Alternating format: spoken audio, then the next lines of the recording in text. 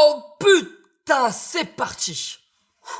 Les bruitages. Vous savez tous ce que sont les bruitages. Ces petits sons qu'on télécharge et qu'on ajoute après avoir monté une vidéo. Bon, il faut savoir que les bruitages, c'est ce qu'il y a de plus facile à faire. Exemple classique, vous avez un pistolet et vous voulez tirer avec. Il vous suffit alors de télécharger un bruitage sur internet et l'ajouter au montage pile au moment du tir.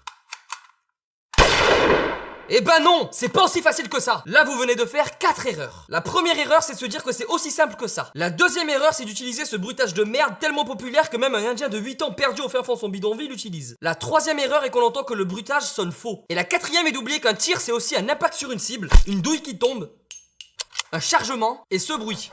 Je sais pas ce que c'est, mais en tout cas c'est stylé. Ajouter des bruitages, c'est un peu plus compliqué que ça. Mais je vous promets que vous maîtriserez en partie cet art à la fin de cette vidéo. Et ce flingue est affreusement laid. Ici, nous allons parler de bruitage diégétique, c'est-à-dire les bruitages qui font partie de l'histoire, que les personnages peuvent entendre. Ça, par exemple, ce ne sont pas des bruitages diégétiques. En revanche, ça, ce sont des bruitages diégétiques, qui font partie intégrante de l'histoire, et que les personnages sont censés entendre. Lorsque vous avez terminé le montage définitif de votre vidéo, c'est à ce moment-là que vous vous attaquez au bruitage. Dans un premier temps, vous devez analyser votre image avec précision, afin de repérer la moindre chose qui pourrait dégager un quelconque bruit. Faisons un petit exercice. Regardez attentivement cette petite scène et essayez de compter le nombre de bruitages que l'on peut ajouter. Faites-le vraiment, sinon vous allez vous faire chier pendant les 15 prochaines secondes. Allez, c'est parti.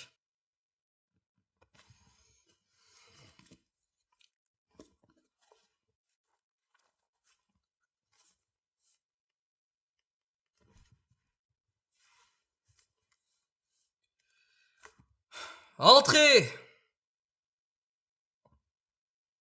Dans cette minuscule scène que vous venez de voir, qui était au passage merveilleusement bien jouée par un acteur qui mérite son Oscar, il y a déjà 11 bruitages qu'il va falloir ajouter. Et si vous n'êtes pas d'accord avec ce chiffre, c'est que vous n'avez pas été assez attentif. Le premier bruitage à ajouter est celui des doigts qui tapotent sur le fauteuil en cuir. Le deuxième est justement le bruit du cuir lorsque ce formidable acteur se baisse pour attraper son livre. Le troisième est le bruit du crayon qui touche la dentition du héros de ce film. Le quatrième est le son que dégage la page qui vient de tourner. Le cinquième est à nouveau le choc du crayon contre ses dents. Le sixième bruitage est celui du crayon pendant l'écriture sur le livre. Le septième est celui d'une mouche qui lui casse les couilles. Le huitième est celui du mouvement de ses gestes. Le neuvième est à nouveau le crayon sur le papier. Le dixième est le bruitage de quelqu'un qui toque à la porte. Entrez! Et enfin le onzième, celui d'une porte qui grince en s'ouvrant.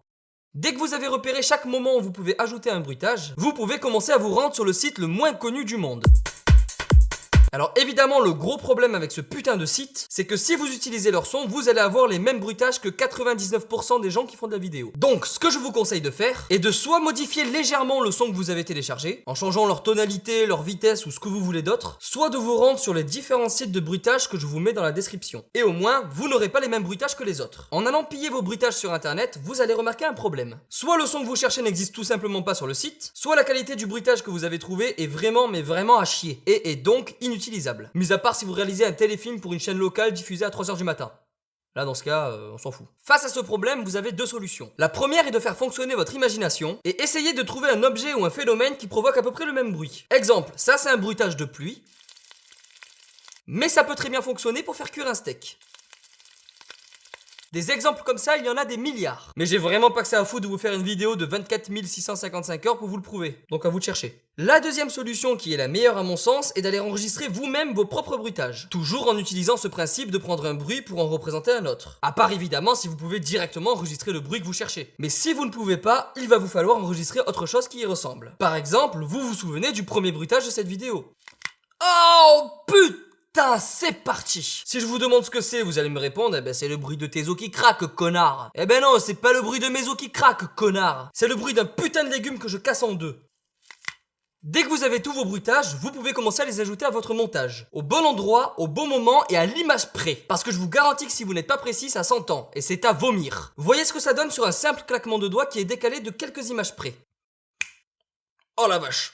Je vais dégueuler. Ce qui vous reste à faire maintenant est d'équilibrer le volume de vos bruitages, pour qu'il soit ni trop faible, ni trop fort. Parce que ça aussi, c'est à vomir. Si je me gratte la barbe, bien que je n'ai pas de barbe à ce niveau-là de mon corps, j'en ai ailleurs, t'inquiète pas pour moi. Si je me gratte la barbe, ça devrait ressembler à ça. Et non pas à ça.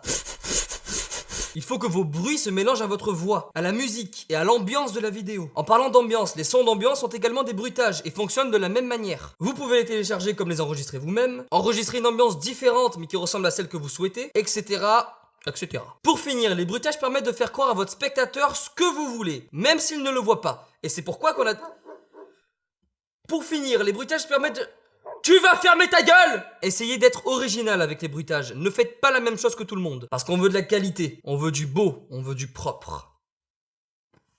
Merci à toutes et à tous d'être de plus en plus nombreux. Ces derniers jours, vous êtes arrivés en masse sur cette chaîne YouTube. La plupart d'entre vous sont là grâce à Antoine Daniel, que je remercie profondément. Si cette vidéo vous a plu, pensez à lâcher un like, ça me fera toujours plaisir. À mon sens, cette vidéo n'est pas encore complète, simplement parce que le bruitage reste quand même un domaine très vaste, avec plein de possibilités, et il ne peut pas se résumer en une seule vidéo. Ah, c'est pas possible. C'est pourquoi je risque d'en faire d'autres, histoire d'approfondir tout ça. Mais si vous avez des questions, n'hésitez surtout pas à me les poser sur ma page Facebook, également dans les commentaires, c'est fait pour ça, je ferai de mon mieux pour y répondre. Petite annonce également, la prochaine vidéo risque très fortement d'être un court-métrage dont je ne vais pas vous dire le thème, mais il se trouve que dans la vidéo précédente, celle sur le fond vert, j'y ai glissé un petit indice. Donc voilà, il y a un indice sur sur le genre et le thème de la vidéo, quelque part dans la vidéo du fond vert. Si vous avez trouvé quelque chose, vous pouvez me le dire dans les commentaires, sur Twitter, sur Facebook, n'importe où, mais je vous laisse chercher. Bon, il ne s'agit pas du court-métrage fait à l'iPhone, il s'agit de mieux que ça.